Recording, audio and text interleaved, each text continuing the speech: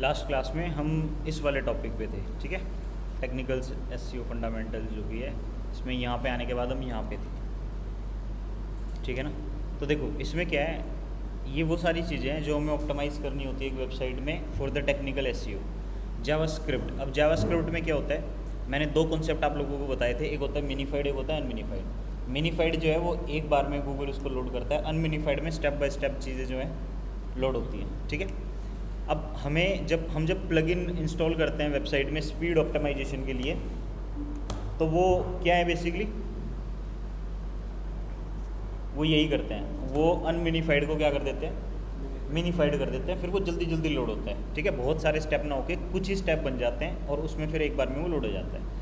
अब फिर यहाँ पे सेकंड चीज़ मेरे पास क्या आ रही है, एक्सएमएल साइट मैप। जब हम योस्ट एसईओ प्लगइन का यूज़ करते हैं, रैंक मैथ का यूज़ करते हैं, all in one SEO plugin का यूज़ करते हैं, तीनों में से कोई भी जब आप प्लगइन डालते हो, robot.txt और साइट मैप, ये दोनों चीज़ें ऑटोमेटिकली जनरेट हो जाती हैं। robot.txt फिर भी कई बार करनी पड़ती है, लेकिन साइट मैप क्या है, वो ऑटोमेटिकली जनरेट हो जाता है, ठीक है।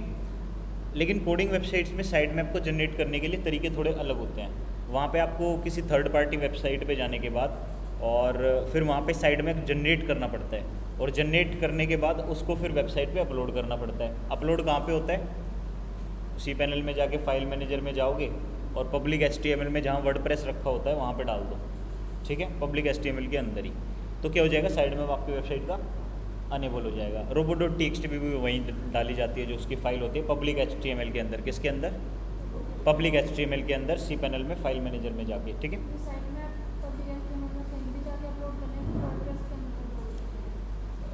देखो साइट मैप मैंने वर्डप्रेस का आपको बता दिया, प्लगइन होते हैं, लेकिन मैं कस्टम वेबसाइट का बता रहा हूँ। कस्टम वेबसाइट में कहाँ पे अपलोड करना है, जहाँ पे आपकी मेन फाइल्स होती हैं पब्लिक HTML के अंदर, ठीक है, वहाँ पे आप इसको अपलोड कर दो, ऑटोमेटिकली हो जाएगा।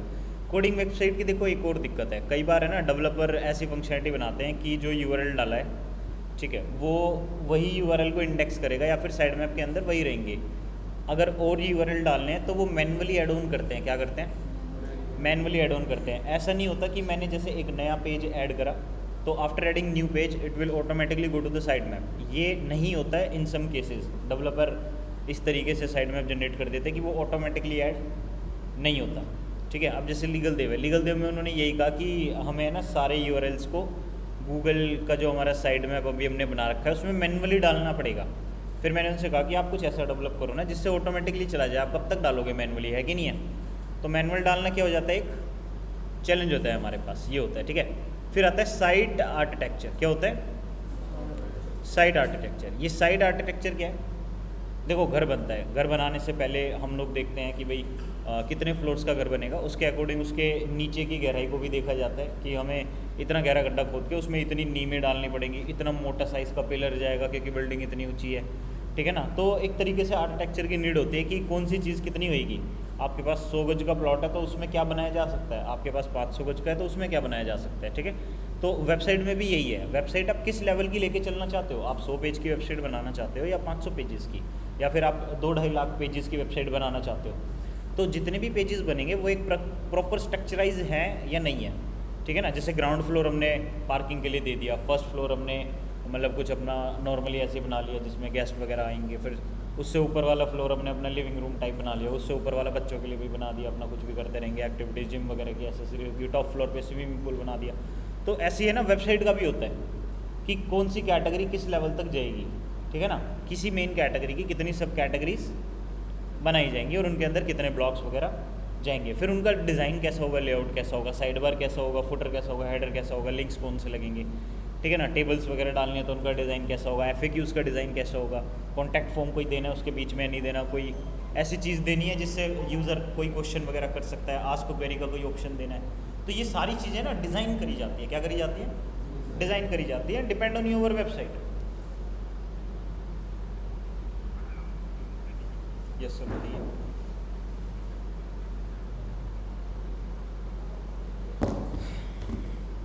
ठीक है, फिर आता है URL स्ट्रक्चर। URL स्ट्रक्चर क्या होता है, हमारी वेबसाइट के जो URLs हैं उनका पैटर्न क्या है, क्या समझे, उनका पैटर्न कैसे है। मतलब कि मेरा कोई ब्लॉग डला हुआ है, मान लो हेल्थ फिटनेस कैटेगरी के अंदर, हेल्थ के अंदर फिटनेस है, फिटनेस में डाइट है, ठीक है, उसके अंदर एक ब्लॉग डला हुआ है कीटो डाइट को लेके, ठीक है, अब ये क्या हो गया, अब मेरा यूआरएल देखो डिज़ाइन कैसा आना चाहिए। नॉर्मली अगर हम ये सोच के चले कि ब्लॉग यहाँ डाला हुआ है तो ये होना चाहिए वेबसाइट का नाम स्लैश हेल्थ, फिर न्यूट्रिशन, फिर डाइट और फिर कीटो डाइट का ब्लॉग का पूरा यूआरएल, तो ऐसे होना चाहिए। लेकिन यहाँ पे क्या करना है हमें, यूआरएल स्ट्रक्चर्स के अंदर में डायरेक्ट पोस्ट नेम पे काम करना होता है। किस पे काम करना होता है, पोस्ट नेम के ऊपर काम करना होता है। इससे क्या होगा, यूआरएल की एक तो लेंथ नहीं बढ़ेगी, ज़्यादा लंबा यूआरएल नहीं होगा, और यूज़र को डायरेक्ट समझ आएगा पेज किस चीज़ का है, ठीक है ना। कोई इतना लेंथी यूआरएल जा रहा है, कौन ही देखेगा कहाँ पे क्या है। किसी को शेयर कर रहे हो ना तो शेयर में इतना लंबा यूआरएल आ गया, कोई सोचेगा भाई ये तो पता नहीं मतलब कहाँ ही पहुँचा देगा, एक बार क्लिक करना और ये तो मतलब गए, फिर पता नहीं कहाँ ही लेके जाएगा ये, ठीक है, ये वाली चीज़। तो यूआरएल स्ट्रक्चर आपके होने चाहिए पोस्ट नेम बाय डिफ़ॉल्ट, आपका जो पेज है उसी नाम से होना चाहिए। लेकिन क्या होता है, कई बार हमारी सर्विस होती है वेबसाइट पर, उसी सर्विसेज के लिए हम ब्लॉग वगैरह लिखते हैं, ठीक है। जैसे मान लो मैं डिजिटल मार्केटिंग की सर्विस दे रहा हूँ, ठीक है, तो मैंने अपना पेज बना लिया डिजिटल मार्केटिंग के नाम से। अब मैं एक ब्लॉग बनाना चाहता हूँ डिजिटल मार्केटिंग का, तो उसका यूआरएल भी मैंने क्या रख दिया, डिजिटल मार्केटिंग। ये गेट बंद कर दो यार, पता नहीं कैसे खुल गया, बंद हो रहा था।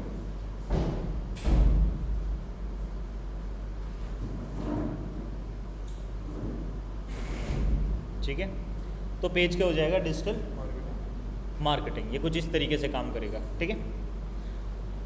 लेकिन अब प्रॉब्लम ये है कि दोनों यूआरएल सेम हो रहे हैं, ब्लॉग में भी डिजिटल मार्केटिंग हो गया और सर्विस में भी डिजिटल मार्केटिंग हो गया, तो ये क्या हो गया, एक टेक्निकल एरर है, ठीक है ना। तो इसलिए हम क्या करते हैं, जैसे अब मान लो मेरी सर्विस की वेबसाइट भी है और मेरी ब्लॉग की वेबसाइट भी है, तो इस केस में हम ना ब्लॉग की डायरेक्टरी बना सकते हैं। क्या कर सकते हैं, डायरेक्टरी बना सकते हैं। डायरेक्टरी बनाने से क्या हो जाएगा, हाँ, अब क्या होगा, मेरा यूआरएल जो स्टार्ट होगा ना वो वेबसाइट का नेम स्लैश ब्लॉग, यार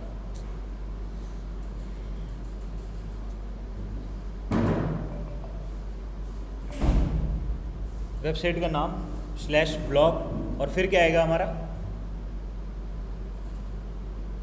ब्लॉग का नेम, फिर क्या आएगा, ब्लॉग का नेम आएगा, ठीक है ना। तो इस केस में क्या हो गया, बीच में ब्लॉग आ गया। अब दोनों सेम नहीं है, डिजिटल मार्केटिंग दोनों सेम अब नहीं रहेंगे, पहले हो सकता था लेकिन अब नहीं होंगे, ठीक है। नेक्स्ट हमारे पास क्या आ रहा है, स्ट्रक्चर डाटा। स्ट्रक्चर डाटा क्या होता है, स्ट्रक्चर डाटा होता है स्कीमा।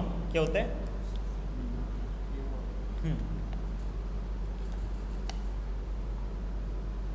स्ट्रक्चर डाटा क्या होता है, स्कीमा, ठीक है। आप एक बार के लिए भूल जाओ कि आपको पता है इंग्लिश के बारे में या मैथ्स के नंबर्स के बारे में या किसी भी चीज़ के बारे में, आप एक बार को ये भूल जाओ, ठीक है।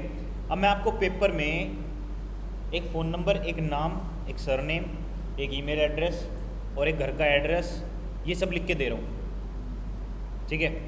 अब आप मेरे को क्या बता सकते हो कौन सा ईमेल है, कौन सा एड्रेस है, कौन सा नाम है, कौन सा क्या है। अच्छा चलो छोड़ो, मैं कोई रशियन लैंग्वेज में आपको कुछ लिख के देता हूँ, अपना एड्रेस या समथिंग कुछ भी, क्या आप मेरे को पढ़ के बता दोगे ये आपका नाम लिखा हुआ है और ये आपका सरनेम लिखा हुआ है। मैं आपको सीक्वेंस नहीं बताऊंगा कि पहले मैंने क्या लिखा है, बस मैं चीज़ें लिख दूंगा एक रॉ पेपर पे, और आप मेरे को बताना कौन सी चीज़ क्या लिखी हुई है। बता दोगे, बता पाओगे, सिंपल सी चीज़ें नहीं बता पाओगे। तो जो बोट्स होते हैं, बोट्स को कैसे पता कि जो वर्ड लिखे हुए हैं वो फ़ोन नंबर है या वो क्या है, बोट को कैसे पता। आप उसमें पॉइंटर डाल दोगे, फ़ोन लिख दोगे, कोलोन लगा दोगे, उसके आगे चीज़ें डाल दोगे, लेकिन फ़ोन भी तो एक पैराग्राफ ही है, वो भी तो एक पैराग्राफ के अंडर में आ रहा है। तो बोट को कैसे पता कि वो फ़ोन नंबर आपने लिखा है, वो एड्रेस आपने लिखा है, वो सरनेम आपने लिखा है, वो लास्ट नेम आपने लिखा है, फर्स्ट नेम लिखा है, बोट को कैसे पता।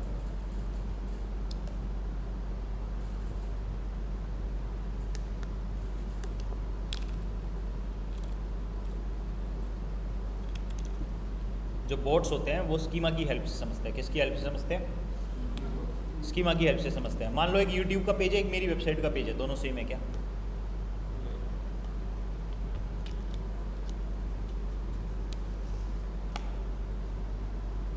ठीक है। अच्छा चलो वही समझाएंगे, देखेंगे इसके एग्जांपल्स वगैरह, ठीक है। अब मान लो कि एक जॉब पोस्टिंग वेबसाइट है जैसे इंडीड हो गया, ठीक है, और एक मेरी वेबसाइट का ब्लॉग है, दोनों सेम है क्या, नहीं है, ठीक है। तो अब यहाँ पे क्या हो रहा है, यहाँ पे ना दो कंटेंट अलग अलग है, मतलब उनके पेज ही डिफरेंट टाइप के हैं। क्या है, डिफरेंट टाइप के हैं। तो गूगल को ना ये भी पता होना चाहिए कि आपके पेज पे कंटेंट अवेलेबल किस टाइप का है। मतलब अगर आपका वीडियो कंटेंट अवेलेबल है तो आपके पेज का जो कैटेगरी सेलेक्ट होगा वो वीडियो सेलेक्ट होगा। क्या सेलेक्ट होगा? वीडियो। और अगर आप ब्लॉग दे रहे हो तो उसमें आर्टिकल कैटेगरी सेलेक्ट होगी। क्या होगी? आर्टिकल। ये वर्डप्रेस में भी होता है। क्या समझे? वर्डप्रेस में भी होता है, जिसमें वो हमारे से पूछता है पेज टाइप या पोस्ट टाइप क्या है, मतलब किस टाइप का आपका कंटेंट है। मैं आपको एक बार दिखा देता हूँ वर्डप्रेस में ये कहाँ पे आता है।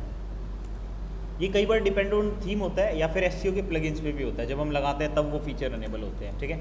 समटाइम्स थीम उसको डिफ़ॉल्ट देती है, समटाइम्स नहीं देती है, तो फिर वो हम एसईओ का प्लगइन लगाते हैं तब वो आ जाता है। मैं इसको ऐड न्यू पोस्ट कर रहा हूँ, ठीक है। ऐड न्यू पोस्ट करने के बाद ये पूछता है कि पोस्ट टाइप क्या है। क्या है? पोस्ट टाइप क्या है। अभी देख लेते हैं भाई ऑप्शन कहाँ पे है। फॉर्मेट, वीडियो, एक अनस्प्लैश वेबसाइट का जो पेज होता है, अनस्प्लैश वेबसाइट पे पूरी पे इमेजेस इमेजेस इमेजेस इमेजेस, तो उसका कैसा जाएगा? ठीक है। कोई सिंगल इमेज पेज है उसका कैसा जाएगा? ठीक है। कोई कुछ टू लिंक टाइप है तो उसका कैसा जाएगा भाई? पता नहीं क्या लिंक टाइप है। मैंने ना इन पे सब पे काम भी नहीं करा, मैं सच बता रहा हूँ। क्या इन पे सब पे काम नहीं करा, मैं तो स्टैंडर्ड रखता हूँ, उसके अंदर सब कुछ डाल देता हूँ, टेबल लिंक विंक सब कुछ आ जाता है। लेकिन स्पेसिफिक वेबसाइट के लिए ये स्पेसिफिक रहता है। जो वेबसाइट ही अलग टाइप की है उस पर तो वही कंटेंट अवेलेबल है, वही इंफॉर्मेशन अवेलेबल है, तो आप उसको चेंज कर दोगे यहाँ से फॉर्मेट में जाके, ठीक है। तो ये हो गया, समझ आ गया भाई ये क्या था। नेक्स्ट पॉइंटर पे बढ़ते हैं। स्ट्रक्चर डाटा में ही हम उस पर और आगे बढ़ते हैं। अब क्या हो गया? अब हो गया कि मैंने जैसे कार्ड सिस्टम बनाई है, मैंने आप लोगों को पहले भी बताया है, ठीक है। जैसे आप मेक माई ट्रिप पे जाते हो, ठीक है।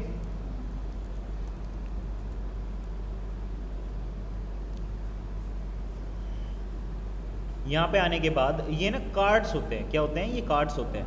अब यहाँ पे नेम लिखा हुआ है होटल का, यहाँ पे टर्म्स एंड कंडीशन के पेज का लिंक है, यहाँ पे मेरी लोकेशन का टाइटल आ रहा है, और यहाँ पे मेरा ऑफर आ रहा है। यहाँ पे क्या आ रहा है? मेरा ऑफर आ रहा है। एंड यहाँ पे मेरा व्यू डिटेल है, और यहाँ पे मेरी एक इमेज है, ठीक है।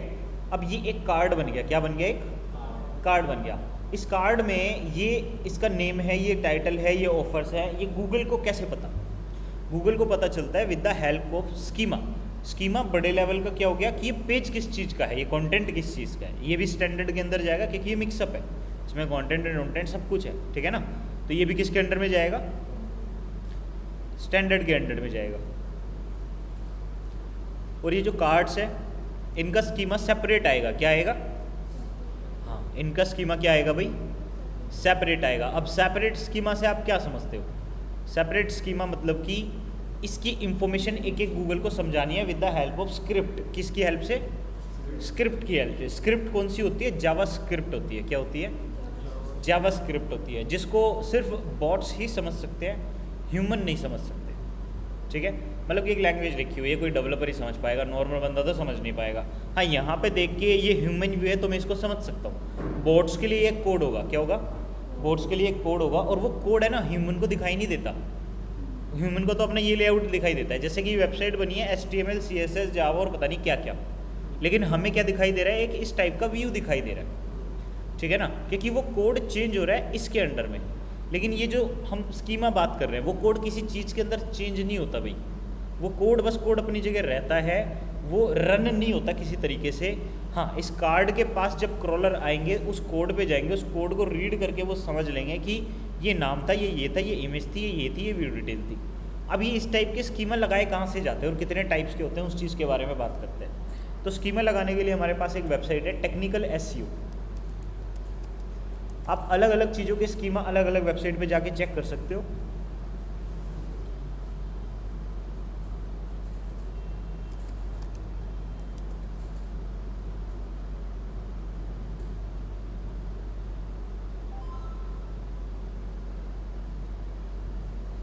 ठीक है, इस वेबसाइट पे आगे टेक्निकल SEO टूल्स, नीचे आने के बाद आप देखोगे स्कीमा जनरेटर। क्या देखोगे भाई? Schema generator. स्कीमा जनरेटर पे आप देखोगे गो टू टूल्स। क्या देखोगे? और यहाँ पे अब ये पूछ रहा है like which type of schema you need for your website. अब यहाँ पे आर्टिकल के लिए आपको चाहिए, ब्रेड क्रम के लिए चाहिए इवेंट्स होते हैं, इवेंट्स का कोई स्कीमा हो गया, हाउ टू जॉब पोस्टिंग हो गया, लोकल बिजनेस हो गया, organisation, person, product, recipe, video, website, किस चीज़ का स्कीमा आपको रिक्वायर्ड है। अब जैसे मैं जॉब पोस्टिंग का देख रहा हूँ, ठीक है। अब जॉब पोस्टिंग में जैसे मैं जा रहा हूँ इंडीड, इस पे गया भाई, इंडीड पे गया। इंडीड पे आने के बाद मैंने यहाँ पे क्लिक करना है। क्लिक करने के बाद आप ये देखोगे ना कार्ड्स होते हैं, ये क्या होते हैं, कार्ड्स हैं। यहाँ पे क्या है, जॉब का टाइटल है, यहाँ पे जॉब की डिस्क्रिप्शन या फिर लोकेशन बात कर सकते हैं कंपनी की, यहाँ पे सैलरी है, यहाँ पे जॉब किस टाइप की है वो है, शिफ्ट कैसे रहेंगी वो है, इजी टू अप्लाई में कुछ पॉइंटर्स मैंने डाल दिए हैं। तो ये क्या हो गया, मेरा एक कार्ड रेडी हो गया। अब स्कीमा में जॉब पोस्टिंग कार्ड किस तरीके से काम कर रहा है, यहाँ पे जॉब का टाइटल आएगा, यहाँ पे आइडेंटिफायर, आप ब्रांड नेम, कंपनी नेम जो भी चाहो तो डाल सकते हो, फिर डिस्क्रिप्शन डाल सकते हो जॉब की, कंपनी नेम यहाँ पे आ गया, कंपनी की वेबसाइट का यूआरएल आ गया, उसका लोगो आ गया, किस इंडस्ट्री की है वो आ गया, एम्प्लॉयमेंट टाइप आपको part time, full time, intern कैसा चाहिए वो आ गया। अब यहाँ पे जो जो इन्फॉर्मेशन आप डालते जाओगे ना, साइड में यहाँ पे इन्फॉर्मेशन आती जाएगी, समझे ना। क्या हो गया, यहाँ पे साइड में ना मेरे पास इन्फॉर्मेशन हर चीज़ की आती जाती है। वही ऐसे मैंने यहाँ से डेट सेलेक्ट कर ली, मंथ सेलेक्ट कर लिया, एक्सपायर कब हो रही है डेट, हमारी जो ओपनिंग है जॉब की वो इतने से इतने तारीख तक है, उससे पहले पहले आप क्या कर लो, अप्लाई कर लो, ठीक है ना, ये वाली चीज़ है। फिर यहाँ पे स्ट्रीट आ रहा है, ये आ रहा है, मतलब कुछ भी आपने डाला सब ये एक कोड के अंदर आ जाएगा। इस कोड को यहाँ से कॉपी कर लेना है। After copying this code you need to insert this code on the page जहाँ पे भी वो कार्ड लगा हुआ है, जहाँ पे भी वो कार्ड लगा हुआ है उस पेज के हेडर के अंदर आपको लगा देना है, ओनली फॉर उस पेज का हेडर या फिर उस पेज की बॉडी। हेडर या बॉडी कहीं पे भी लगा सकते हो, ठीक है। हेडर में लगाओगे तो चांसेस होते हैं कि ग्लोबली वेबसाइट पे रैंक हो जाए, ठीक है ना, लेकिन उसके भी ऑप्शंस होते हैं हमारे पास। एक वेबसाइट मैंने आपको बताई, एक प्लगइन मैंने आपको बताया था वर्डप्रेस में, HFCM, क्या बताया था, इसकी फुल फॉर्म क्या थी भाई। अब साइड बार में मैं HFCM में जाऊँगा, ठीक है, यहाँ से ऐड न्यू कर लूँगा। एक तो ये हो गया। दूसरा होता है, देखो मैंने अगर सपोज ये जो मेरा जॉब का पेज है, ठीक है ना, यार ये पब्लिश ना हो जाए, अब एंटर मार दिया, नहीं हुआ, ठीक है। अब देखो ये मेरा क्या है, ये मेरे जॉब का पेज है। इस जॉब के पेज में मैंने सपोज यहाँ पे अपना कार्ड बना रखा था, ठीक है ना, वो बॉक्स बना हुआ है, ठीक है, और यहाँ पे मेरे पास टेक्स्ट है, यहाँ पे क्या है मेरे पास टेक्स्ट है, मतलब उस पेज का कोड है। तो मैं स्कीमा को कहाँ पे डालता हूँ, हमेशा ये टेक्स्ट वाले एरिया में डालता हूँ। अगर आप इस टाइप के उसमें काम करते हो, ये क्या होता है, ये बेसिकली कोड डालने का एरिया ही होता है हमारा। क्या होता है, कोड डालने का एरिया ही होता है, इसमें कुछ ऐसा नहीं होता भाई, ये कोड डालने का एरिया है। इसको जब आप विजुअल करोगे ना तो वो दिखाई नहीं देगा, क्या वो दिखाई नहीं देगा। अभी आपको लग रहा है ना कि ये तो यहाँ पे ऐसे स्क्रिप्ट आ रही है, कुछ तो दिख रहा है, आप कह रहे थे दिखाई नहीं देगा। ये देखो वर्डप्रेस के बैकएंड में है, दैट्स वाई इट्स शोइंग, ताकि आपको पता चल जाए यहाँ पे आपने कुछ लगाया है, ठीक है। लेकिन जब आप इसको प्रीव्यू करके देखते हो रियल वेबसाइट पे जाके, फिर वहाँ पे वो आपको नहीं दिखाई देगा भाई, ठीक है ना। प्रीव्यू करा तो देखो कुछ भी नहीं आ रहा, साइड में कुछ आ रहा है, यहाँ पे कुछ नहीं आ रहा। तो मतलब बैकएंड में हमें ये दिखता है कि यहाँ पे कुछ लगा हुआ है, ताकि हम आइडेंटिफाई कर सकें कि हमने यहाँ पे कुछ लगाया है, ठीक है। अब ये क्या हो गया, आप जैसे डायरेक्ट पोस्ट बनाते हो, डायरेक्ट पेज बनाते हो, ये ना बॉडी टैग के अंडर में आता है। किसके टैग के अंडर में आते हैं, बॉडी टैग। मैंने आपको बताया था वेबसाइट 3 पार्ट्स में बटी हुई है, हेडर, फुटर और बॉडी। तो जो पेज, कंटेंट, ब्लॉग्स, जॉब्स, मतलब जितनी भी चीज़ें वेबसाइट पे पब्लिश करी जाती हैं वो सब बॉडी पार्ट के अंदर आएंगी। किस में आएंगी, बॉडी पार्ट के अंदर में आएंगी। अब ये कंटेंट आपने बॉडी में डाला, it means it will apply only that particular page, ये यहीं पे रहेगा, दूसरे पेज पे नहीं जाएगा, ठीक है ना। लेकिन अगर वही बॉडी पार्ट के अंदर मैं थीम एडिटर में जाके, थीम एडिटर में बॉडी के अंदर वहाँ पे कोई कोड लगा देता हूँ, तो वो क्या होगा, हर पेज के बॉडी में जाएगा, क्योंकि मैंने ग्लोबली सेट कर दिया, ठीक है, ये होगा। लेकिन क्या मेरे पास कुछ ऐसा ऑप्शन है कि मैं कोई कोड लगाऊँ और वो मैं जिन जिन पेजेस पे चाहूँ उन पे रन हो। मेरे को ऐसा नहीं करना कि मैं उन पेजेस पे जाके वो कोड पेस्ट करके आऊँ, ऐसा नहीं करना। मैं चाहता हूँ ये मेरा कोड है, मैं इसको लगाऊँ और मैं पेज सेलेक्ट कर लूँ, इस पेज पे मेरा कोड रन हो जाए। आप थीम एडिटर में जाके लगाओगे तो ग्लोबल सेट हो गया, आपने थीम में ही कोड डाल दिया, वो तो अब हर पेज पे ऑटोमेटिकली लग गया। आप यहाँ पे आके इंडिविजुअल लगा रहे हो तो वो इंडिविजुअल लग गया। लेकिन क्या कुछ ऐसा है कि मैं जिस पेज पे चाहूँ उस पेज पे ऑटोमेटिकली लग जाए? हाँ है। इसके लिए हम क्या यूज़ कर रहे हैं, हम कर रहे हैं हेडर फुटर कोड मैनेजर। क्या यूज़ कर रहे हैं इस चीज़ को मैंने डिटेल में आप लोगों को एक्सप्लेन करा था, फिर भी आंसर नहीं कर पा रहे हो, मुझे नहीं पता XYZ क्या रीज़न है, बट छोड़ो। स्निपेट का नेम आपने यहाँ पे दे देना है कि स्कीमा है। क्या है, स्कीमा है, किस चीज़ का है वो भी आप नाम यहाँ पे डाल सकते हैं, XYZ जो भी आपको डालना है। फिर आप सेलेक्ट करोगे कि जो मैं स्कीमा डाल रहा हूँ वो क्या है, मतलब जो कोड मैं डाल रहा हूँ ये बेसिकली HFCM पूछता है आपसे कि आपका कोड किस टाइप का है। तो मैंने जावास्क्रिप्ट सेलेक्ट कर लिया क्योंकि मेरा कोड किस में है भाई, जावास्क्रिप्ट में, ठीक है। अब ये जो कोड है मैं चाहता हूँ कि ये साइट वाइड रन ना हो, it will be run only on the specific post that I will select. अब यहाँ से मैंने ये सिलेक्ट कर लिया, फिर मैंने ये सिलेक्ट कर लिया। मैं यहाँ पे सर्च कर सकता हूँ, मैं जैसे कुछ भी यहाँ पे सर्च कर सकता हूँ, जैसे कॉन्टैक्ट नहीं आया भाई, यहाँ पे बेसिकली ब्लॉग्स वगैरह ही आ रहे हैं। तो बेसिकली मैंने यहाँ पे सर्च कर लिया, ठीक है, और जिन जिन पोस्ट को मैंने सर्च करा है, this code will run only on these particular post, ये कहीं और रन नहीं होएगा। फिर यहाँ से आप सिलेक्ट करोगे कि हेडर देना है, बॉडी देना है, before content, after content, footer के कैसा आपको देना है। बॉडी का ऑप्शन इसके अंदर नहीं आ रहा है, ठीक है ना। तो आप बिफोर कंटेंट या आफ्टर कंटेंट दे सकते हो, ये बॉडी ही होती है। क्या होती है? बॉडी ही होती है। फुटर से ऊपर बॉडी ही है। बिफोर कंटेंट क्या होता है? वेबसाइट का टाइटल होता है, उसका ब्रेड क्रम होता है। आफ्टर कंटेंट क्या होता है? वेबसाइट में कमेंट्स के सेक्शन होते हैं और रिलेटेड पोस्ट होता है, but they still cover in the body section, ठीक है ना। ये है, ये इसने अपडेट दे दिया भाई, पहले नहीं होता था ये। क्या पहले नहीं होता था आफ्टर बिफोर कंटेंट, ये इसने अपडेट दिया है। पहले क्या होता था? सिर्फ और सिर्फ हेडर फुटर होता था। लेकिन इसके अलावा और भी प्लगइन है जो तीन ऑप्शंस आपको देते हैं, वो हेडर का भी देंगे, वो बॉडी का भी देंगे और वो फुटर का भी देंगे, ठीक है। फिर ये पूछ रहा है कि किस डिवाइस में आप इसको रन करना चाहते हो। ये जो कंडीशन है ये आप किस तरीके से कहाँ पे इसको रन करना चाहते हो। तो मैं सिलेक्ट कर लूँगा कि भाई मेरे को तो सब में दिखाना है, ऐसा नहीं है कि मैं डेस्कटॉप या मोबाइल के लिए इसको लेके चल रहा हूँ, ठीक है। कई बार क्या होता है, कुछ स्क्रिप्ट हम लगाते हैं मोबाइल केस के लिए और कुछ स्क्रिप्ट हम लगाते हैं डेस्कटॉप केस के लिए, ठीक है। तो ये क्या हो जाएगा, यहाँ पे ऐसा कुछ नहीं है, यहाँ पे मैंने हर जगह ग्लोबली इसको क्या कराना है, रैंक कराना है, ठीक है। अभी स्टेटस पूछ रहा है, स्टेटस कैसा होएगा भाई? एक्टिव होगा और इनएक्टिव होगा। स्टेटस कैसा हो जाएगा?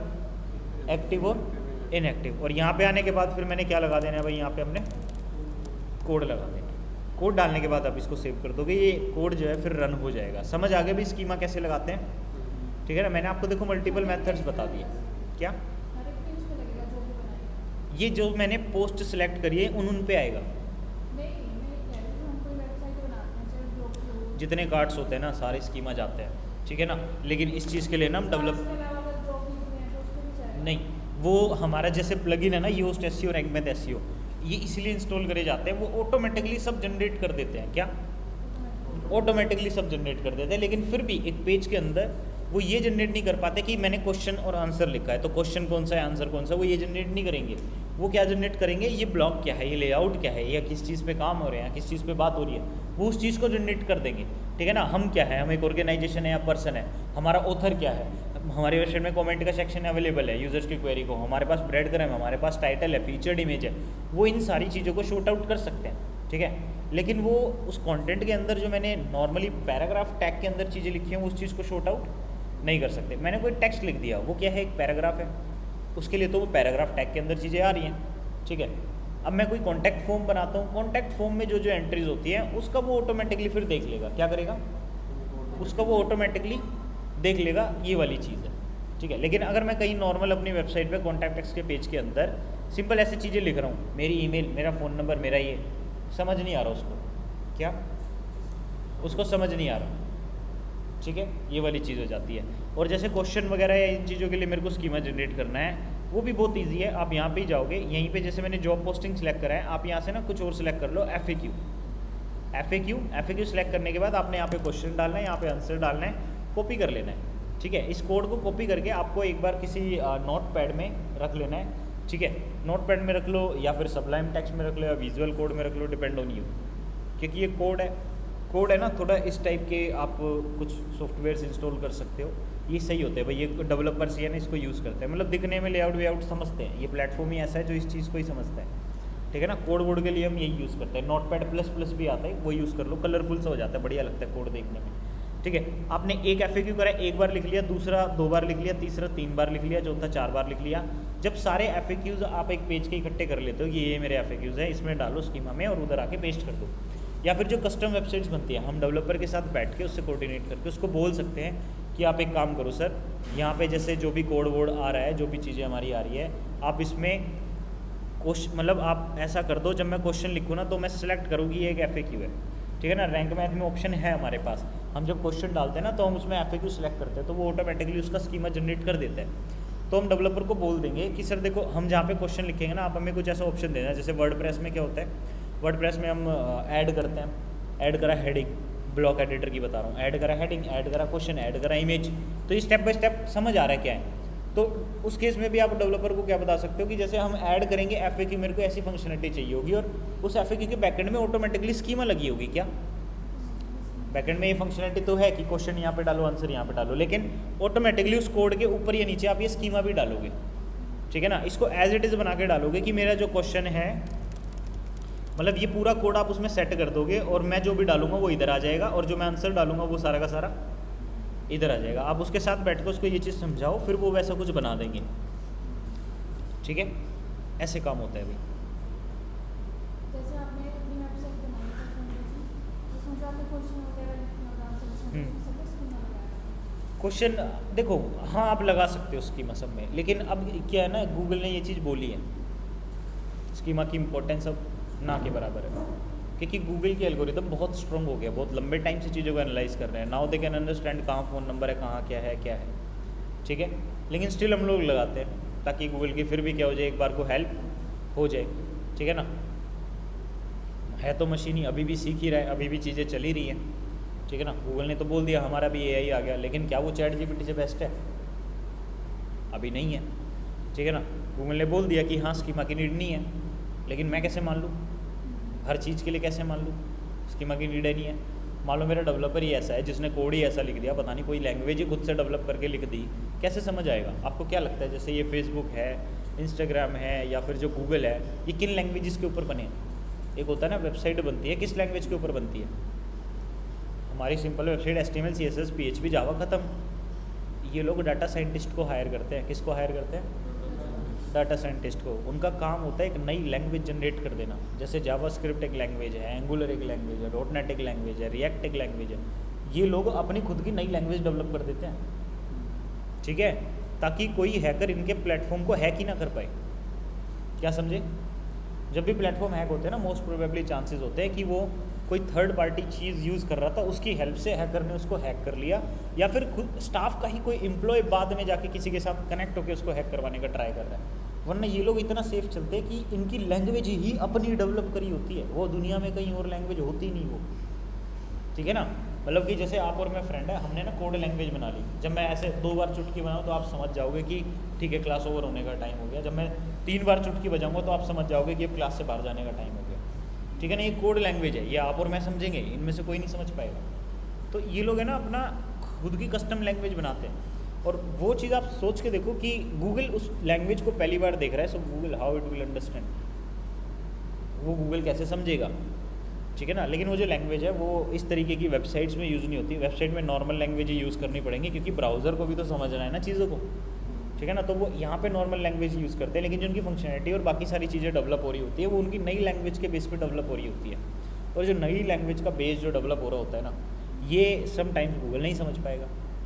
कोई प्लगइन नया आया, कुछ फीचर नया आया, कोई चीज़ पहली बार इन्वेंट हुई, सो गूगल उसको कैसे समझेगा, आप बताओ।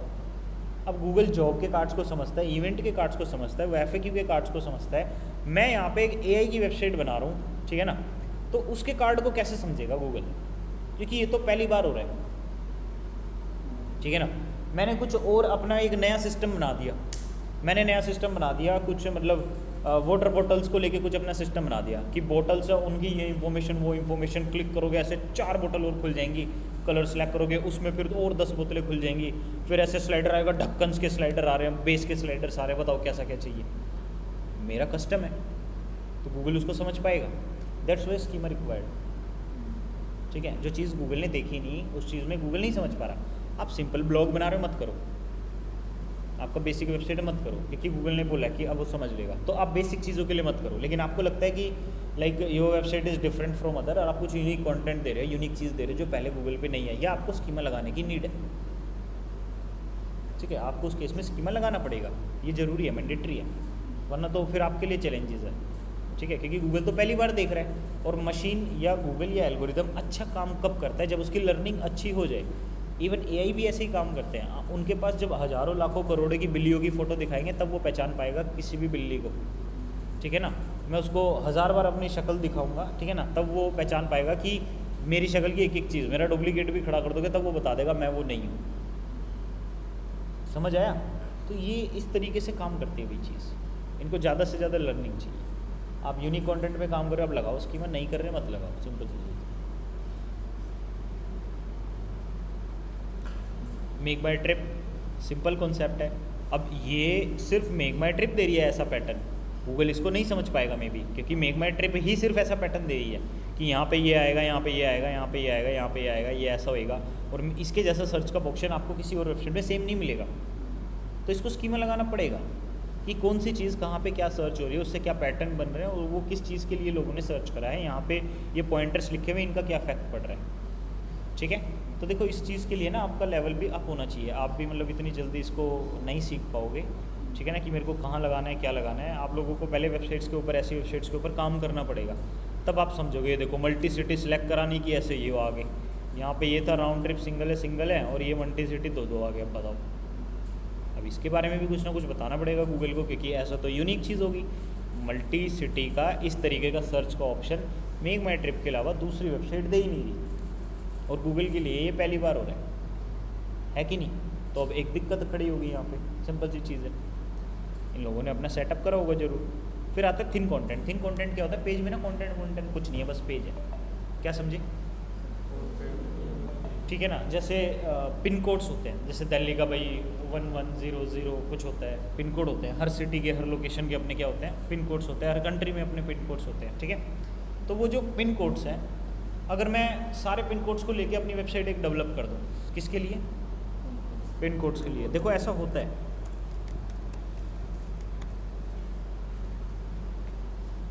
ये देखो ये वेबसाइट देखना,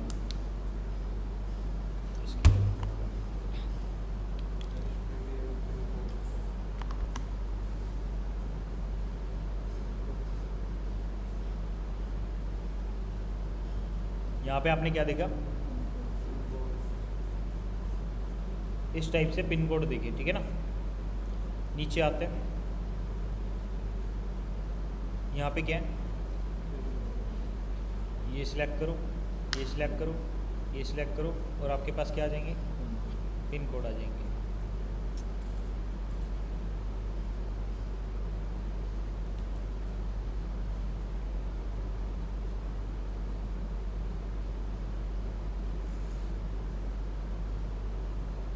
सर्च करने का ऑप्शन है, ये वही वाला ऑप्शन है।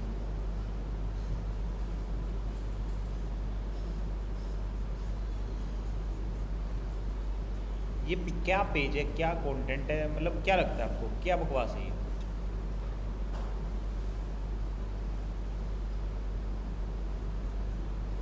ये देखो, ये पेज क्या है, पता क्या है? यहाँ पे कंटेंट, ये search bar, internal links, FAQs, latest videos, और ये इन्होंने बहुत सारी चीज़ें बस डाल दी हैं जो कि स्क्रॉल एंड लोड हो रही है। लेकिन पेज का कंटेंट पता है कहाँ ख़त्म हो गया? यहाँ ख़त्म हो चुका है, ठीक है। अब हर पेज में यही होगा, इसके कोड, इंटरनल लिंक, FAQ ख़त्म, ठीक है। यहाँ पे गई, same step, content, search, locations, pin code, ख़त्म। तो मतलब ये कंटेंट है ना, बहुत ऐसे होते हैं कि बस जनरेट ये होते हैं, ठीक है ना। मतलब जितने पिन कोड में चाहूँ तो उतने पेजेस भी बना सकता हूँ कि दिल्ली में 110085 का जो पिन कोड है उसके लिए मैं चाहूँ तो पूरा पेज बना सकता हूँ। और क्या इन्फॉर्मेशन जाएगी? यहाँ की सारी इन्फॉर्मेशन जाएगी, कौन कौन से एरिया आते हैं इसके अंदर, क्या है, कैसे है, दैट्स इट। तो अब एक चीज़ सोच के देखो कि कंटेंट कैसा होगा, एकदम घटिया कंटेंट होगा, ठीक है। या फिर मैंने ना अपनी वेबसाइट पे बहुत सारे पेज बना दिए, ठीक है। पेज किसके बना दिए कि इस चीज़ के बारे में इंफॉर्मेशन, इस चीज़ के बारे, हर सिटी, छोटी से छोटी सिटी के बारे में इंफॉर्मेशन दे दी, ठीक है ना। मेरे पास इंफॉर्मेशन नहीं है, मैंने पेज बना के छोड़ दिया और उसको पब्लिकली कर दिया कि कोई भी उसके अंदर कोई भी इंफॉर्मेशन आके ऐड कर सकता है। लेकिन मैंने पेज क्रिएट कर दिए ताकि कोई आके उस पर ऐड तो करे। मैं अगर प्रशांत विहार का कहीं पेज बना के छोड़ दूँ और पब्लिकली ओपन कर दूँ तो कोई भी आगे इंफॉर्मेशन डाल सकता है। तो प्रशांत विहार का पेज बनाना पड़ेगा ना। शुरू में क्या रहेगा? खाली। क्या रहेगा? यही थिन कंटेंट, वो खाली रहेगा शुरू में। अब जैसे अब टेक घंटे की वेबसाइट है ना जिस पे हम काम कर रहे थे, उस पर हमने सारे पेज बना दिए, यूनाइटेड स्टेट के अंदर, कैलिफोर्निया के अंदर, यहाँ के लोकेशन पे ये जाके ये वाला डेवलपर, वो पेजेस तो बना दिए, ठीक है, 20-20 22 हज़ार पेज हमने पब्लिश कर दिए, बट उस लोकेशन के उस टाइप का वो वाला डेवलपर हमें नहीं मिल रहा। क्या? उस लोकेशन में उस टाइप में वो वाला डेवलपर हमें वहाँ पे नहीं मिल रहा है। अगर वो वहाँ पे नहीं मिल रहा है तो क्या?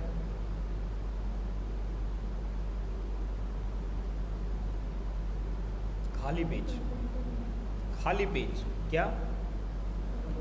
खाली पेज, तो वो थिन कंटेंट के अंदर काउंट होता है, ठीक है। या फिर आपने पेज बनाया सिर्फ एक शायरी लिखने के लिए, किसके लिए?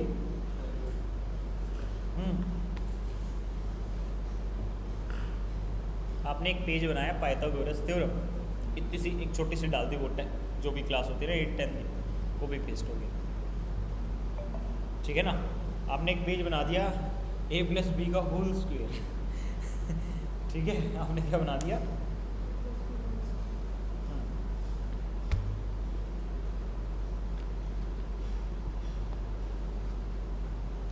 वैसे चीज़ें आपके काम आ रही है, a+b का होल स्क्वायर, LCM HCF,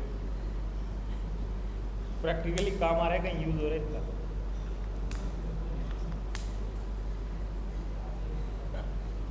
है? आप लोगों को ऐसे नहीं लग रहा कि 12वीं तक तो हमने बस टाइम बर्बाद करा है? 10वीं तक किया है। अच्छा, 11th-12th में क्या करा था? तो मैंने वो कॉमर्स, नहीं 10th बिल्कुल अलग हो गई ना पढ़ाई 10th के बाद। नहीं, कॉमर्स करा, और जैसे आप अभी जो चीज़ बैठ के कर रहे हो, जो सीख रहे हो, आपको क्या लगता है, मतलब वो सारा आपका वेस्ट नहीं लग रहा? अब वेस्ट लग रहा है। हाँ, लग रहा है ना वेस्ट? वेस्ट है ना, काम ही क्या है, कुछ नहीं है। आज तक जो पढ़ा है वो काम ही कहाँ है हमारे, हम जो करते हैं वो काम ही नहीं आता, वरना तो हम भी पता नहीं कहाँ होते।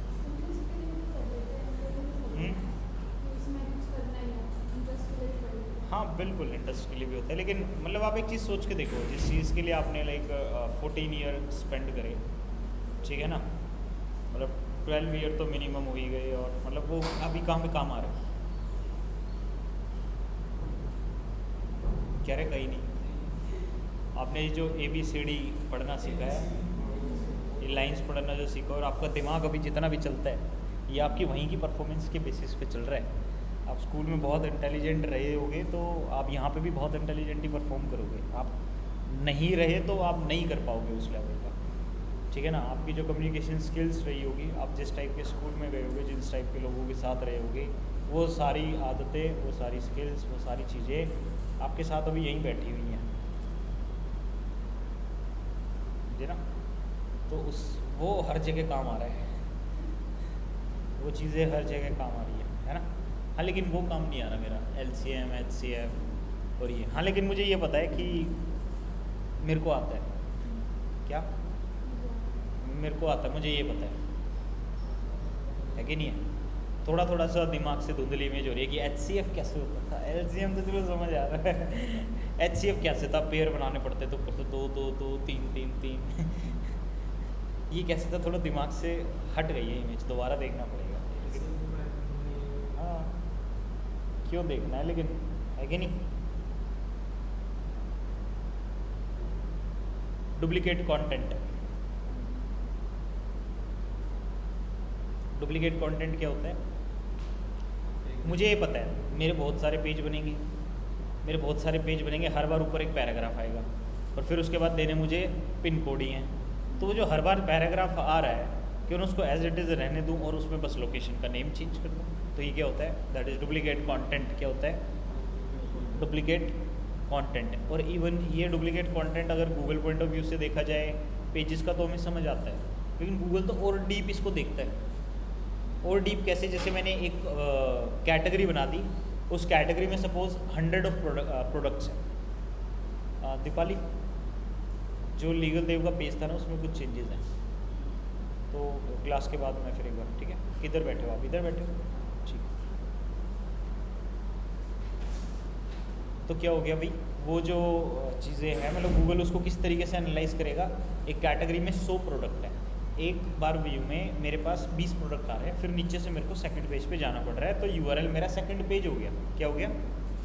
आप नीचे से दूसरे पेज पे जाते हो, यूआरएल ऑटोमेटिकली चेंज होता है, सेकंड पेज हो जाएगा। लेकिन मेरी कैटेगरी का नाम अभी भी क्या है, सेम है, और उसकी जो डिस्क्रिप्शन लिखी थी स्टिल सेम है। तो उस केस में हमें क्या करना पड़ेगा?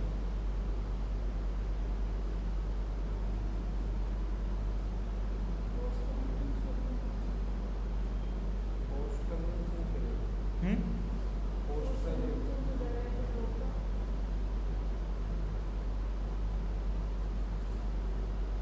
मैं सेकंड पेज पे जा रहा हूँ, मेरा यूआरएल चेंज है, मेरा टाइटल सेम है, मेरी डिस्क्रिप्शन सेम है, डुप्लीकेट है।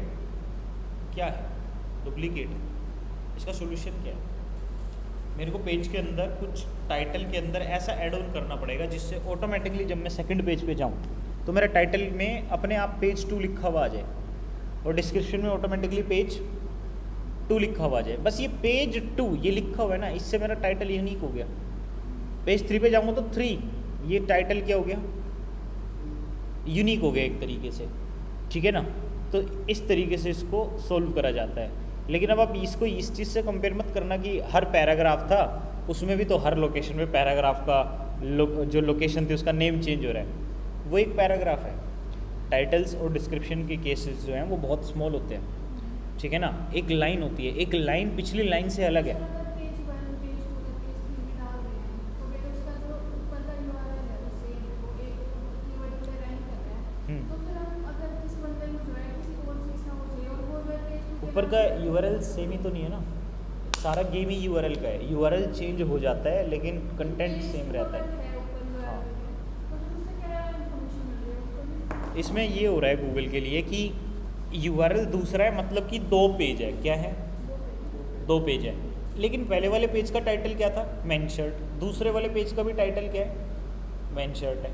तो 2 डुप्लीकेट टाइटल हैं, 2 अलग अलग पेजेस पे 2 अलग अलग यूआरएल्स के ऊपर। ये गूगल के लिए हो रहा है। और ये पेजिनेशन जितनी नीचे बढ़ती जाएगी, मान लो 1 2 10 20 100 250 500, उतने हमारे क्या हो जाएंगे, उतने यूआरएल्स अलग अलग है, मतलब अलग अलग पेजेस हैं हमारे पास, और सबके टाइटल क्या है? सेम है। क्या है? डुप्लीकेट। डिस्क्रिप्शन भी क्या है? सेम है। तो ये क्या हो गया? Duplicate title and duplicate description की प्रॉब्लम। इसको शॉर्ट आउट करने के लिए योस्ट में हमारे पास ऑप्शन होता है, टाइटल के अंदर ऑटोमेटिकली पेज नंबर ऐड हो जाए। क्या हो जाए? अब पेज 1 पे तो पेज 1 लिखा आ गया, पेज 2 पे तो 2 लिखा हो गया। अब देखो एक लाइन लिखी हुई है, एक लाइन यूनिक है, अगर वो एक वर्ड उसमें अलग है तो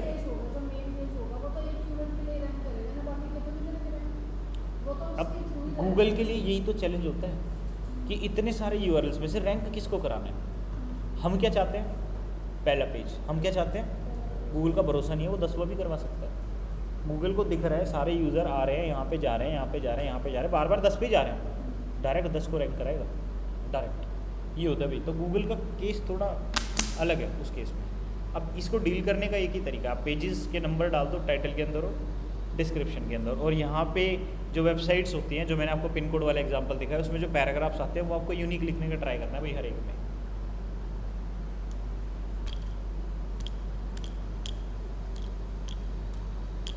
क्या ट्राई करना है? यस।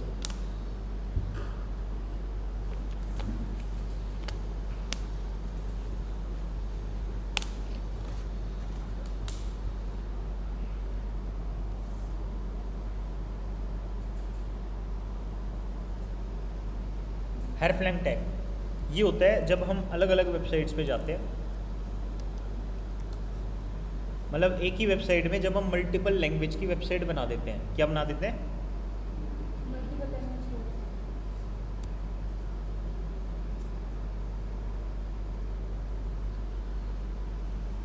यूआरएल क्या हो गया?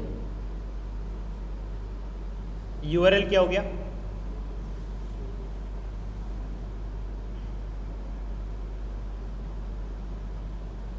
ये टाइटल अब भी वही है, ये टाइटल अभी भी वही है, ये टाइटल अभी भी वही है।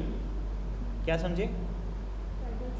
आप एक चीज़ सोच रहे हो, ये भी डुप्लीकेट वाला केस नहीं हो रहा, हो रहा है। यूआरएल हमारे चेंज हो रहे हैं लेकिन टाइटल सारे वही हैं, बस लैंग्वेज अलग अलग हो रही है, लेकिन टाइटल वही है। देखो लैंग्वेज अलग में लिखा हुआ है, गूगल को समझ आता है, लेकिन वही लिखा हुआ है ये भी समझ आता है।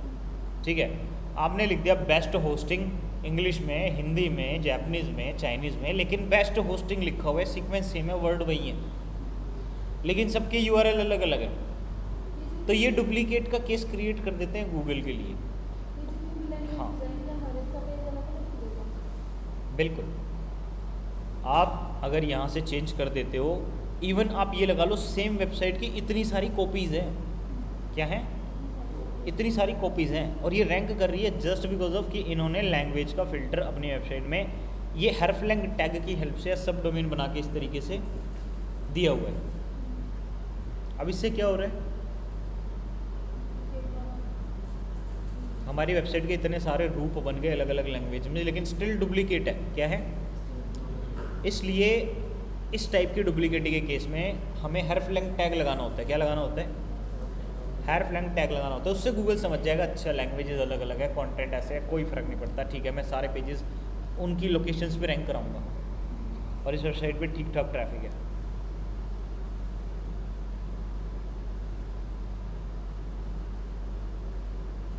$3000 इस सब डोमेन पे, सिर्फ और सिर्फ इस पे, ठीक है ना।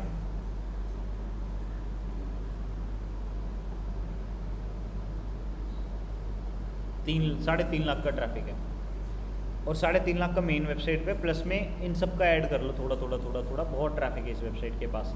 और ये होस्टेड वाइज वेबसाइट है। देखो मैं आपको एक अलग वेबसाइट दिखाता हूँ, गूगी होस्ट, इसका मैंने एग्जांपल दिया है आप लोगों को अभी से पहले। गूगी होस्ट, मैं भैया एक मीटिंग में था, ठीक है ना, तो वहाँ से इसका पता चला। गूगी होस्ट ये क्या देते हैं, ये क्या देते हैं, एक होस्टिंग कंपनी थी यूएसए की, वो इसको खरीदना चाहती थी। इस वेबसाइट पे भी 3.5 लाख विजिटर पर मंथ, कितने, और ये वेबसाइट गूगल एडसेंस यूज़ कर रही है। ये फ्री होस्टिंग नहीं देती, ये कुछ नहीं देती, ये ब्लॉग बनाती है, ये कंटेंट बनाती है, पेजेस बनाते हैं, और इन्होंने जुगाड़ बना रखे हैं, इंडियन देसी जुगाड़ है सारे, ठीक है ना। डोमेन चाहिए वो आपको डोमेन ऐसे ऐसे देंगे, फ्री डोमेन देंगे, लेकिन .ga.kl ऐसे अजीब अजीब डोमेन, क्या करोगे उनका, लेकिन फ्री है। पेजेस बना रखे, ट्रैफिक कितना है। अब ऐड देखो, ऐड लगे हुए हैं, क्या लगे हुए हैं, ऐड लगे हुए हैं इसकी वेबसाइट पे, गूगल ऐड। गूगल ऐड से ये लोग $20,000 महीने के निकाल रहे हैं। कितने, $20,000। $20,000 का मतलब समझ रहे हो, $20,000 कितने हो जाते हैं, 16 लाख रुपए महीना ले रहे हैं ये। कितना, 16 लाख रुपए महीना। यूएसए की होस्टिंग कंपनी, क्योंकि इस पर ऑलरेडी ट्रैफिक है, वो इसको बाय करना चाहती थी। इसकी वैल्यू सोचो कितनी लगाई होगी। एक वेबसाइट जो 16 लाख रुपए महीना दे रही है, जिस पे 3.5 लाख विजिटर्स आते हैं, ठीक है, उसकी क्या वैल्यू लगी होगी।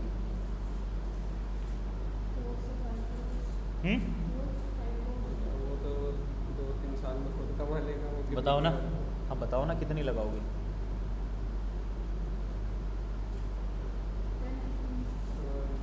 अब 10-20 अंदाज़ा 50 करोड़ वैल्यू लगी है, और ओनर देने से मना कर गया। इंडियन बंदा है, क्या, इंडियन बंदा है, हरियाणा से है, ठीक है ना। 50 करोड़ वेबसाइट की वैल्यू लगी है। अब ये सोचो कि एक वेबसाइट जिस पे सिर्फ 3.5 लाख विजिटर्स है, होस्टिंग निच की है, 50 करोड़ वैल्यू, आप पूरी ज़िंदगी बैठ के खा सकते हो, पूरी लाइफ, आपको कुछ नहीं करना, बस उन जो आएंगे उनको एज इट इज़ आप बैंक में बिल्कुल सेफ डिपॉजिट कर दो, एफडी भी करवा दोगे ना। ऐसे में ना देखो, आपका अगर बजट जो है वो थोड़ा ज़्यादा है, क्या मतलब 1-2 करोड़ से ऊपर है, तो बैंक वाले आपको एफडी रेट अच्छे देते हैं। अब वो नहीं 2-5 लाख आप लेके जा रहे हो एफडी करा दो, फिर तो 7.5% है। आप 1-2 करोड़ लेके जाओगे ना, वो आपको 8%, 9% तक का रिटर्न दे देंगे। जैसे बजाज फाइनेंस है, बजाज फाइनेंस स्टार्टिंग जो एफडी, मतलब बजाज फाइनेंस और बैंकों से जो एफडी रेट दे रहा है वो 8.5% का दे रहा है। इतना कोई बैंक नहीं देता, बजाज फाइनेंस दे रहा है। उसको जब आप एक बड़ा अमाउंट दोगे, वो 10-15%, 10-12% तक भी ले जाएंगे उसको, ठीक है ना, क्योंकि उन्हें तो बचना है ही। वो किसी को पर्सनल लोन सिंपल देते हैं तो 14% के इंटरेस्ट रेट पे देते हैं ईयरली जो होता है, ठीक है ना। अब आप ये लगा लो कि उनको तो 4% बच ही गया, 10% भी रेट दे देंगे, 50 करोड़ की वैल्यू है। तो क्या 50 करोड़ का 10% कितना हो गया? 5 लाख रुपए। 5 लाख। आप आराम से बैठ के खा सकते हो। इतना आपके पास सिर्फ वो इंटरेस्ट आता जाएगा उसका, पैसे का, समझे ना? वरना फिर गोल्ड में इन्वेस्ट कर दो, हर साल 15% की हाइक दे रहा है गोल्ड, 9 से 15% की हाइक हर साल है। प्रॉपर्टी खरीद लो, बहुत चीज़ें हो सकती है। 50 आप करोड़। बहुत चीज़ें कर सकते हो। आप एक प्रॉपर्टी खरीद के बना के किराए पे चढ़ा सकते हो उसको। मैं जहाँ पे ऑफिस है 6-7 करोड़ की प्रॉपर्टी है वो, ठीक है ना? आप उसके लाइन के लगातार 10-12 प्लॉट खरीद सकते हो। मतलब 10-12 तो नहीं, आप एटलीस्ट 7-8 तो खरीद ही सकते हो, ठीक है ना? और 4-4 फ्लोर की बिल्डिंग है, ठीक है? हर फ्लोर का रेंट आता है, एक बिल्डिंग से कम 1.5 से 2 लाख रुपये रेंट आता है। 6 बिल्डिंग ले ली डेली, हर महीने का सोचो, हर महीने का रेंट कितना आएगा? मतलब ज़िंदगी भर बैठ के खा सकते हो, इतनी वैल्यू लग गई एक वेबसाइट की। मतलब कितना ट्रैफिक है इसकी साइड? 3.5 लाख बस। अब भी? हाँ अभी भी 3.5 लाख। और उस टाइम पे कितना? परफॉर्म डीजी पे 5 लाख ट्रैफिक आ गया था, समझे ना? लेकिन वो नीचे लगती, बाईजूस से मेरे को ऑफर आया था, लेकिन उस टाइम पे फिर मैंने नहीं बेची थी, ठीक है ना? कि भाई अगर देनी है तो दे दो, 4.5 लाख 5 लाख वैल्यू लगा, मैं नहीं, ठीक है ना? उसमें एक बंदा एम्प्लॉय था, काम कर रहा था, फ्रेंड था, वो कह रहा था कि वेबसाइट बिकवानी है तो बता दियो, क्योंकि वो मार्केटिंग ही कर रहा था वहाँ पे। तो मैंने पूछा था, मैं रेट बताओ, कह रहे इतने इतने के लिए बोल रहे हैं, मैं रहने देंगे, ठीक है ना? तो ये तो बहुत कम वैल्यू थी क्या, लेकिन इसका एडसेंस रिवेन्यू बहुत ज़्यादा है, क्योंकि मेरा एडसेंस रिवेन्यू भी तो ज़्यादा नहीं था ना, $300-400 था, $20,000 बहुत हो जाता है भाई, ठीक है ना? किसी वेबसाइट की वैल्यू निकाली जाती है, अगर आप नॉर्मली निकालते हो तो वो निकाली जाती है मंथली इनकम इंटू में 36, क्या मंथली इनकम इंटू में 36। एक वेबसाइट अगर $20,000 आपको दे रही है, उसको 36 से गुना कर दो, वो उस वेबसाइट की वैल्यू है, ठीक है? अब कैलकुलेट करो।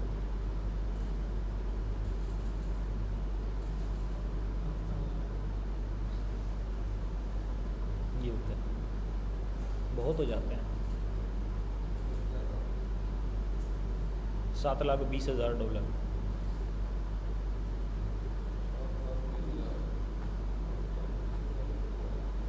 इस वेबसाइट की वैल्यू कितना? $7,20,000 बहुत हो जाता है। सेट, ये वर्डप्रेस पे बनी हुई थी, कोड पे भी इन्होंने अभी शिफ्ट करी है। ये होता है इन हाउस प्रोजेक्ट, ये अपने प्रोजेक्ट की पावर है। ये मेंटेनेंस का कितना जाता होगा सर इनका ऐसी वेबसाइट का? कोई दिक्कत नहीं है, बस ये 4 लोग हैं, 4 लोग हैं, सिर्फ 4 लोग वो मैनेज कर रहे हैं इस वेबसाइट को। और पहले जिसने बनाई थी उसने अकेले ही बनाई थी, उसने 2-3 लोग अब बैठाए हैं, डेवलपर वो बैठाए हैं, कोई ऐसा खास बंदा नहीं बैठा है इसके लिए, ठीक है ना? 1-2 राइटर हायर कर रखे हैं फुल टाइम, और एक डेवलपर हायर कर रखा है जो काम कर लेता है, और एक वो ओनर हो गया, बस 4 ही लोग हैं, ये ज़्यादा नहीं है। रेवेन्यू देखो कहाँ पे है, सारा पैसा सेफ है। 50 शेयर बहुत हो जाता है, बहुत ज़्यादा है, वरना हर महीने $20,000 आ तो रहे हैं वही लेते रहो क्या जा रहा है? 16 लाख रुपए हर महीने तुम्हारे अकाउंट में क्रेडिट हो रहे हैं, तो क्या दिक्कत है? चलने दो, ठीक है ना? उसी को ही हर महीने इन्वेस्ट करते रहो अलग अलग जगहों पे, तब भी बात बनी पड़ी है।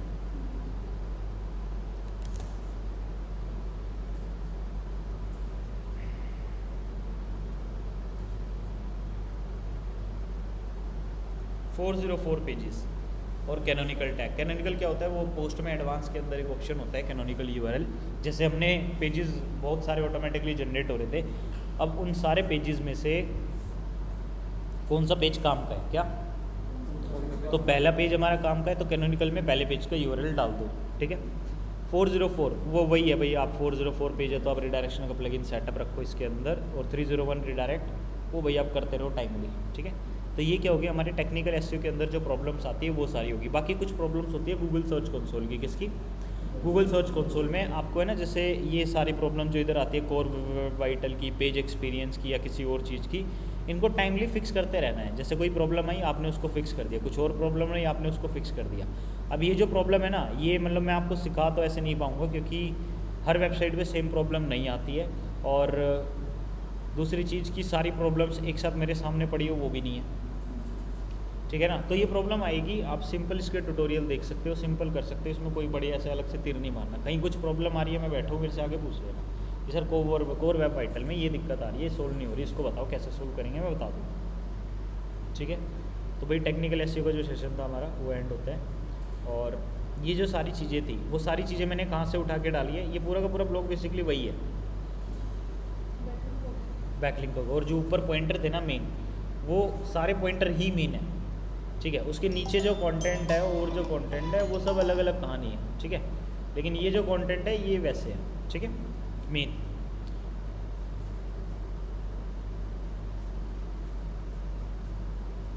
ये सारे भाई एरर्स होते हैं। देखो एरर कितने होते हैं, 1xx 2xx 3xx 4xx 5xx। 1xx क्या है, मेरे को तो कभी दिखाई नहीं आज तक। 2xx कोई प्रॉब्लम सोल्व होगी, एक नोटिफिकेशन, ये कोई एरर नहीं है। 3xx रिडायरेक्शन वाली सारी प्रॉब्लम्स, किसी भी टाइप की रिडायरेक्शन हो। 4xx पेज है ही नहीं, पेज का वजूद ही नहीं है, पेज प्रॉब्लम है, फाउंड है, गेटवे बैड है, कुछ भी है, वो क्या है, सब 4xx है। गेटवे बैड हालांकि उसमें जाता है जो हमारा सर्वर एरर होती है। ठीक है, 5xx वाली एरर सारी होस्टिंग प्रॉब्लम एरर है। तो इस एरर के टाइप से आपको समझ आएगा कि कहाँ दिक्कत है। मतलब आपकी वेबसाइट में 5xx एरर है, सपोर्ट पे बात करो, होस्टिंग प्रॉब्लम है। 4xx एरर है, आपकी वेबसाइट में कुछ ना कुछ दिक्कत है, आपको ही देखना पड़ेगा। 3xx एरर है, रीडर की कुछ प्रॉब्लम है। ठीक है ना, डाटाबेस एरर है, समझ गए, डाटाबेस एरर है, वर्डप्रेस में जाओ, देखो क्या दिक्कत आ रही है, सी पैनल में जाके देखो। ठीक है, इसके अलावा और साइट कांट भी रीच जा रहे हैं, नेम सर्वर में दिक्कत है या होस्टिंग सर्वर में दिक्कत है, मतलब होस्टिंग में प्रॉब्लम है, नेम सर्वर में दिक्कत, साइट कांट भी रीच।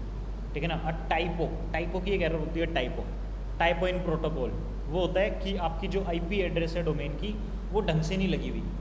ठीक है ना, आपको आईपी एक बार क्रॉस चेक करनी पड़ेगी, सही वाली लगी है या गलत वाली लगी है। कई बार जैसे हम शिफ्ट करते हैं वेबसाइट को दूसरी होस्टिंग्स के ऊपर, तो उस केस में ना आईपी चेंज नहीं होती है समटाइम्स, तो डीएनएस रिकॉर्ड के अंदर आईपी चेंज करनी पड़ेगी अगर टाइपो इन प्रोटोकॉल की नोटिफिकेशन आ रही है तो। ठीक है ना, आईपी एड्रेस मिल जाएगा भाई, डीएनएस रिकॉर्ड में जाओगे ना।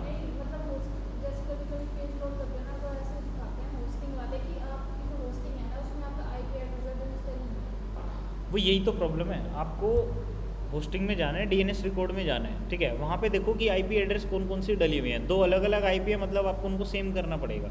अब उनमें से सही कौन सी होगी वो कैसे पता चलेगा, वो आपको एफटीपी कनेक्शन से पता चलता है। किससे, एफटीपी कनेक्शन से पता चलता है। देखो मैं दिखा देता हूँ कैसे होता है।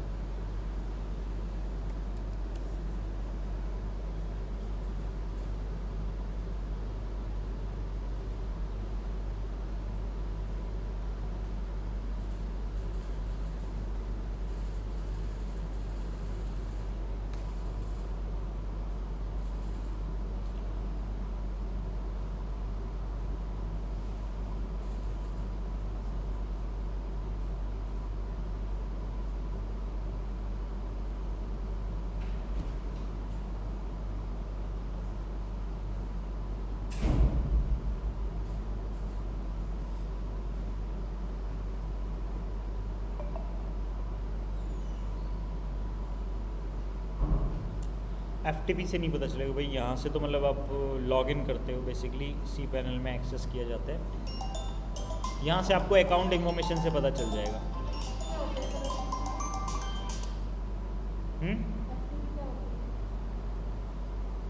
एक हेलो,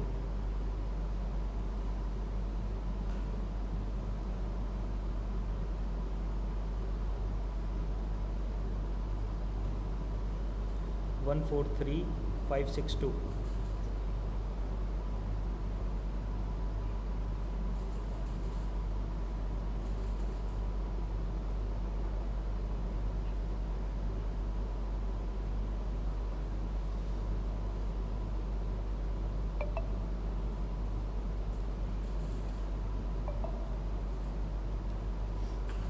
ये क्या हो गया भाई, ये आईपी एड्रेस हो गया। एफटीपी डिटेल्स होती है बेसिकली लोकल कुछ अपलोड करने के लिए, मतलब आपके पास इंटरनेट है या नहीं, आप लोकली उस चीज़ को अपलोड कर सकते हैं। ठीक है ना, और जब भी इंटरनेट कनेक्शन आएगा वो फिर अपने आप वहाँ से क्या हो जाएगा, लाइव हो जाएगा। ठीक है ना, सिस्टम से अपलोड की जा सकती है चीज़ें। जैसे मैंने अपनी वेबसाइट पे एक फ़ोल्डर बना लिया, उस फोल्डर में कुछ भी डाल रहा हूँ वो उधर वेबसाइट पे लाइव हो रहा है। जैसे जैसे मेरा लैपटॉप कनेक्शन में आएगा वो अपने आप वहाँ पे अपडेट हो जाएगा, ये होता है।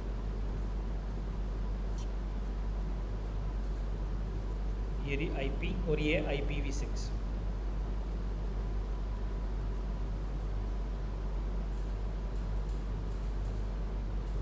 ठीक है, तो प्रॉब्लम्स का समझ आ गया भाई। ऐसे है ना, देखो 400 में कौन कौन सी प्रॉब्लम्स आती है वो सारी यहाँ पे मैंने लिख दी है, 500 में कौन कौन सी आती है वो सारी मैंने यहाँ पे लिख दी है। ये बेसिकली मोस्ट कॉमन एरर्स है जो आपको देखने को हमेशा मिलती रहती है, ठीक है।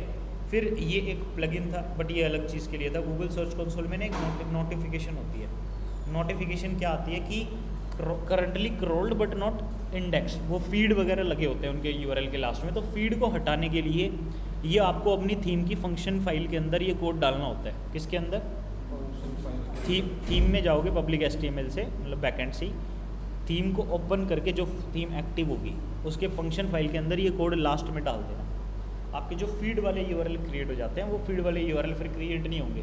वो गूगल नोटिफिकेशन देता रहता है सर्च कंसोल में, ये बार बार वो नहीं आएंगे अगर ये आप डाल दोगे एक बार, ठीक है। बाकी तो भाई ये वेब स्टोरी की क्लास है, ये खाली है। इसके लिए मैंने यहाँ पे दुनिया भर के ब्लॉग्स और जो हमारी अलग अलग चीज़ें वो डाल रखी है। लेकिन अब वेब स्टोरी की ऐसे अलग से पढ़ने की नीड नहीं है।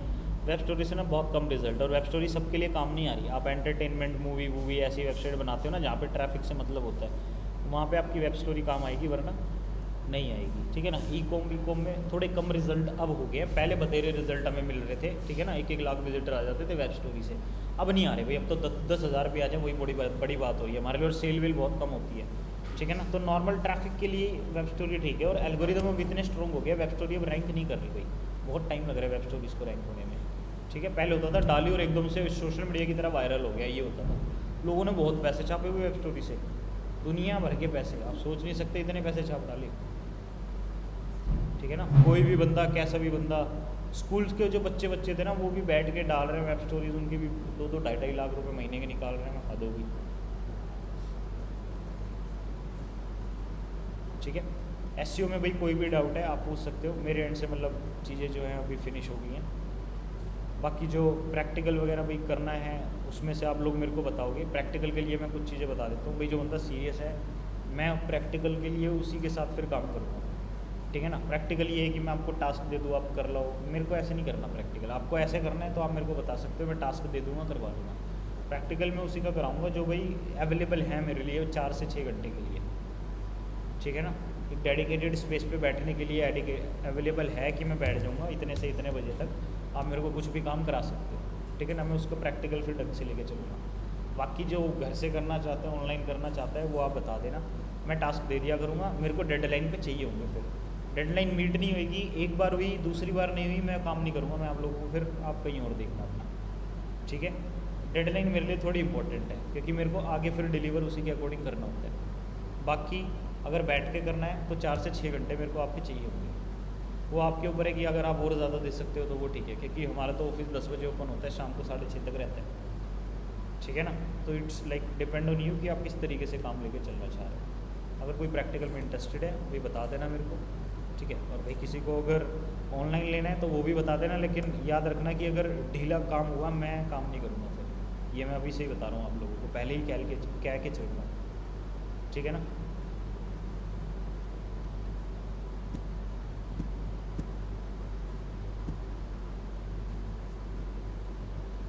क्योंकि प्रैक्टिकल बैठा के हाथ पकड़ के नहीं होएगा, प्रैक्टिकल में सारा दिमाग आप ही को लगाना पड़ेगा।